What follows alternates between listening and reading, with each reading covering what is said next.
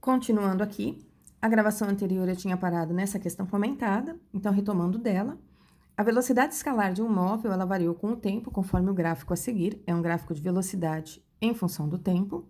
E aí o problema quer saber qual foi a distância percorrida pelo móvel no intervalo de tempo de 0 até 5 segundos, e depois quer saber a velocidade escalar média do móvel no mesmo intervalo de tempo. Aqui o que eu preciso lembrar, por ser um gráfico de velocidade por tempo, a área abaixo da reta até o eixo do T compreende uma região aqui de um trapézio, ela vai corresponder, portanto, ao deslocamento desse móvel, a variação da posição escalar dele. E depois, para eu calcular a velocidade escalar média, eu vou pegar esse ΔS, que é a área desse gráfico, e vou dividir pelo intervalo de tempo de 0 até 5 segundos. Como eu calculo a área de um trapézio? Base maior mais base menor, vezes altura, dividido por 2. Então, calculei a área desse trapézio, base maior 30, base menor 10, altura 5, dividido por 2, eu achei ali 100 metros, o deslocamento total dele, a distância percorrida, e para achar a velocidade escalar média, eu peguei esses 100 metros e dividi pelo intervalo de tempo de 0 até 5 segundos, e achei aí uma velocidade de 20 metros por segundo. Então, num gráfico de velocidade por tempo, eu preciso lembrar que a inclinação dessa reta é a aceleração, né? E também preciso lembrar que a área compreendida entre a figura do meu gráfico e o eixo do T corresponde à distância percorrida ou à variação do espaço. Próximo exemplo, uma partícula em movimento uniformemente variado obedece a seguinte função horária, v igual a menos 8 mais 2t, e aí ele quer que eu construa um gráfico da velocidade em função do tempo de 0 a 8 segundos. Troco t por valores positivos, 0, 1, 2, 3, 4, 5, 6, 7, 8, né? Calculo os valores dessas velocidades, monto uma tabelinha e construo aí o gráfico da velocidade em função do tempo. Ainda em movimento variado, existe uma outra função que nós precisamos abordar, que é a função da posição em relação ao tempo. Então, como é que essa posição está variando com o tempo? Nós já vimos que no gráfico da velocidade em função do tempo, a área correspondia à distância percorrida, ao ΔS, portanto, eu vou usar essas informações para chegar na expressão do espaço. A base maior é a velocidade, a base menor é o V0, a altura corresponde ao T. Então, o que eu vou fazer aqui rapidamente para vocês? A área é o deslocamento. Lembrando, então, que esse meu ΔS vai ser a base menor, que é o V0, mais a base maior, que é o V, vezes a altura, que é o T, dividido por 2. Lembrando que este V aqui, ele está mudando com o tempo, certo? Portanto, ele também é uma função horária. Que função horária que ele é? Ele é o V0 mais AT. Então, eu troquei esse V aqui por V0 mais AT. Eu fiquei, então, com V0, V0 mais AT, tudo isso entre parênteses multiplicado pelo T. Eu distribuo esse T, ok? Mas antes eu faço V0 mais V0, que vai me dar 2V0, tá? Mais AT, distribuindo o T, eu fico com 2V0T mais AT quadrado sobre 2, tá tudo no mesmo denominador, eu separo esse denominador em cada um dos termos, consigo simplificar o 2 com o 2 nesse primeiro termo aqui, mantenho o restante, e aí eu fico com ΔS igual a V0T mais AT quadrado sobre 2. Lembrando que o ΔS é o S menos S0, substituo, o S0 é negativo, eu passo ali para o outro lado, portanto, positivo, e aí eu fico com a função horária que vocês conheceram lá no primeiro ano, da posição em função do tempo, no caso do movimento que tem aceleração. Por ser uma função de segundo grau, o gráfico dela é uma parábola, e essa parábola me diz muitas coisas. Aqui eu tenho 3 diferentes formas dessa parábola aparecer no meu gráfico. Primeira informação que eu tenho: parábola tem concavidades para cima, isso significa que o valor da aceleração é positivo. Parábolas têm concavidade para baixo, isso significa que essa aceleração tem um valor negativo. Sempre que eu olho para o vértice da parábola, o vértice da parábola significa que a velocidade vale 0, nesse ponto aqui do vértice da parábola, ok? Não importa qual delas, o vértice, a velocidade é 0, porque é aí que ele inverte o sentido do movimento. Vejam, aqui ele caminha no sentido do S diminuir com o passar do tempo, então é um movimento retrógrado. aqui ele para, aqui ele começa a caminhar no sentido do S aumentar com o passar do tempo. Então, passa a ser um movimento progressivo, ok? Aqui eu tenho o S diminuindo, aumentando com o passar do tempo, então ele está caminhando no sentido positivo da trajetória, progressivo. Aqui ele para, inverte o sentido do movimento e passa a andar no sentido do S negativo, o movimento portanto, vai ser retrógrado. Não importa qual deles eu esteja olhando, é essa interpretação que eu tenho aí para essas parábolas que são possíveis. Sempre que a minha parábola cortar o eixo do S, isso significa para nós que ele passou pela origem das posições. Sempre que cortar o eixo do T, né? Não o eixo do S. Sempre que cortar o eixo do T é porque passou pela origem das posições. Passar pela origem das posições significa que o meu S, esse aqui, vale 0. Algumas questões comentadas que podem aparecer com o uso dessa função horária, tá? Uma partícula em movimento uniformemente variado obedece a seguinte função horária dos espaços com S em metros e T em segundos. O S é igual a 12 menos 8T mais T quadrado. Eu quero representar graficamente de 0 a 8 segundos, o que significa que eu vou trocar esse T por 0, esse também, depois eu troco os dois por 1, por 2, por 3, por 4, até chegar na troca do T igual a 8. Lembrando que não basta trocar, eu tenho que fazer todas as continhas para achar o S. Esse gráfico vai ter que dar uma parábola, tá? Uma parábola com concavidade para cima, porque a aceleração é o que aparece na frente do T quadrado, e o que eu tenho na frente do T quadrado é um sinalzinho de positivo. Depois ele quer que eu marque as posições da partícula numa trajetória. Então, quer dizer, eu vou fazer uma representação, um desenho. E depois eu tenho que escrever a função horária da velocidade e construir o gráfico dela. Dessa função horária, eu já tiro algumas informações. O S0 é 12, a velocidade é menos 8 e a aceleração vale 2. A aceleração é sempre o dobro do que está na frente do T quadrado, porque na expressão geral, aparece dividido por 2 aqui embaixo, então é um número que quando foi dividido pelo 2, me deu 1. Então, para resolver esse exercício, eu troquei o T por 0, 1, 2, 3, 4, 5, 6, 7, 8, peguei a função horária, onde tinha T, eu fui trocando por esses valores, tá? Fui fazendo as continhas aqui em cada uma das situações para achar os S's, e aí eu fiz uma tabelinha de posição e tempo e montei aqui na vertical a posição em metros com uma escala adequada de 1 em 1, no eixo horizontal ortogonal ao S, formando 90 graus, eu coloquei o eixo do T em segundos. Não esqueçam que sempre que vocês forem construir um gráfico, vocês precisam colocar entre parênteses a unidade de medida que vocês estão trabalhando. E passei todos esses pontos aqui para o meu papel quadriculado e tracei uma parábola. Não é ligue os pontos, tá? No sentido de traçando retinhas aqui, e sim descrevendo uma curva. Com isso, eu fiz o primeiro gráfico. Depois, ele queria que eu representasse numa trajetória.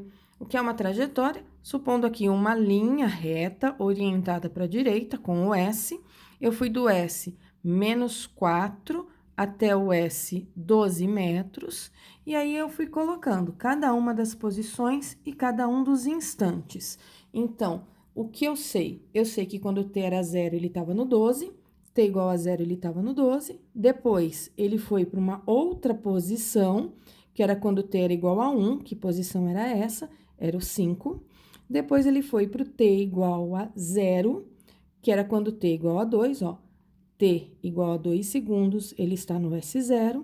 Depois, quando T era igual a 3 segundos, ele estava no menos 3. 3 e menos 3, ó. 3 segundos, menos 3. Aqui é a minha bolinha, em cada uma das posições que eu tenho aqui. Ela foi do 12 até o menos 4. E depois ela começou a retornar. Então, isso é representar em uma trajetória, caso algum exercício venha perguntar isso para vocês. Depois, ele quer que eu construa a função da velocidade. Então, aqui eu já sei que o S0 é 12 metros, eu sei que a velocidade é menos 8 e eu sei que a aceleração é 2. A expressão da velocidade é V igual a V0 mais AT. No lugar do V0 eu pus o menos 8, no lugar da aceleração eu pus o 2. Para poder construir esse gráfico, eu substituí o t por 0, 1, 2, 3, 4, 5, 6, 7, 8 e fui fazendo as continhas. Para cada um dos valores do t, eu fui achando v. Na vertical, eu coloquei o eixo da velocidade com a sua unidade de medida. Ortogonal a ele, eu coloquei o eixo do tempo com a unidade de medida em segundos.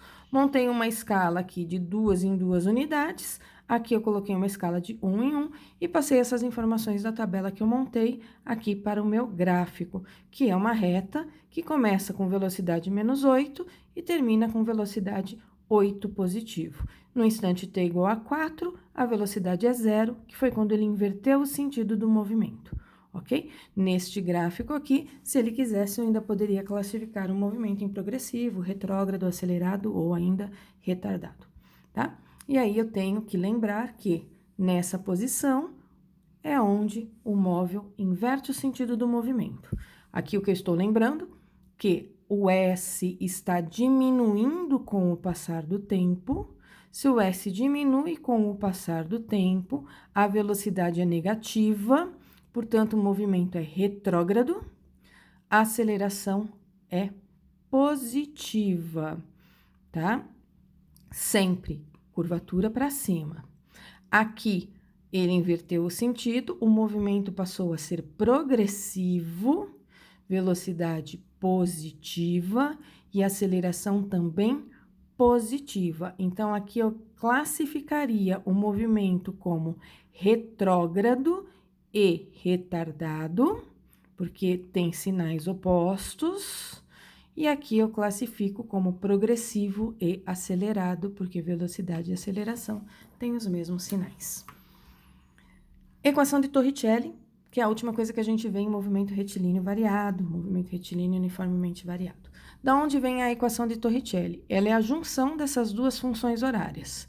Isso é, eu pego a função horária do v igual a v0 mais at e substituo, né, isolo t daqui, e substituo na expressão do sorvetão, na função horária do S. Então, isolo o t, jogo aqui, abro a minha expressão e chego nessa equação. Isso é, não é uma função, não depende do tempo. Então, isolando o t, eu fiquei com v menos v0 sobre a, isso aqui é o meu t. Peguei a expressão, a função da posição, onde tinha o t, eu troquei por v menos v0 sobre a, então, esse t foi substituído por v menos v0 sobre a, esse t foi substituído por v menos v0 sobre a.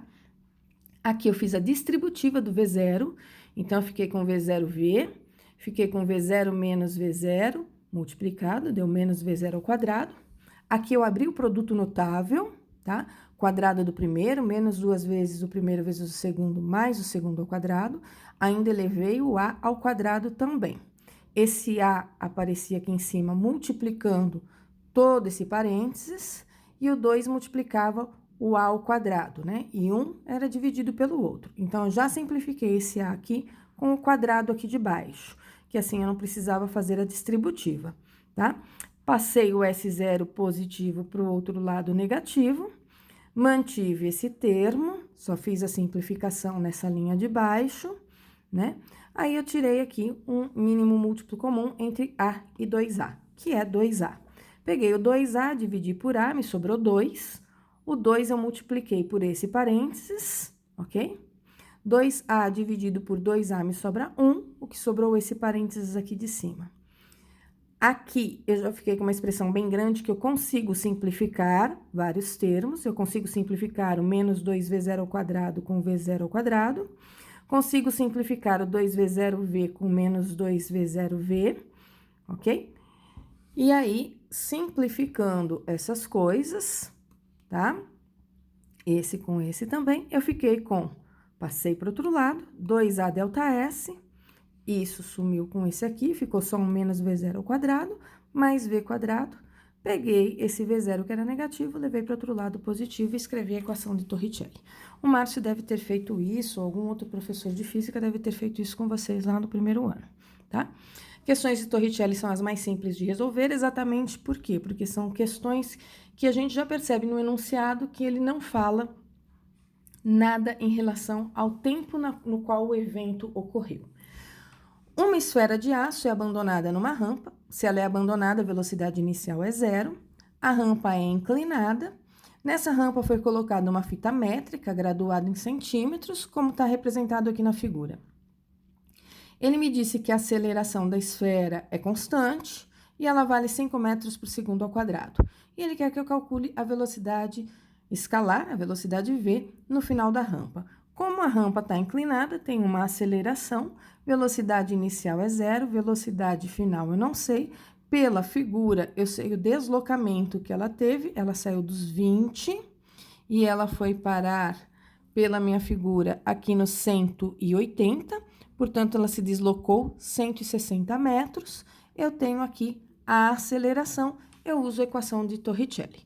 Então, posição inicial 20, transformei em metros, posição final 180, transformei para metros, 1,8, velocidade inicial 0, aceleração 5, não falou nada do tempo, substituí na equação de Torricelli e achei a velocidade final como sendo 4 metros por segundo. Próxima questão comentada. Um carro 90 km por hora é freado uniformemente, com uma aceleração escalar de 2,5 metros por segundo, em módulo, tá? Significa que provavelmente eu vou ter que pôr aí um sinalzinho de menos, até ele parar. Determine a variação do espaço do móvel, desde o início da frenagem até ele parar.